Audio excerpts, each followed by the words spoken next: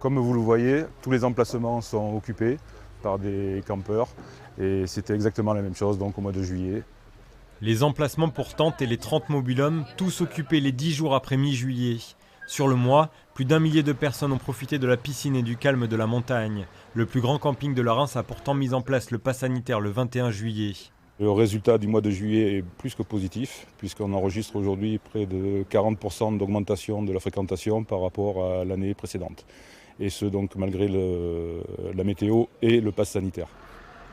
Dans le centre-ville, les clients sont au rendez-vous sur cette terrasse. Les touristes consomment, les repas s'enchaînent. C'était bon.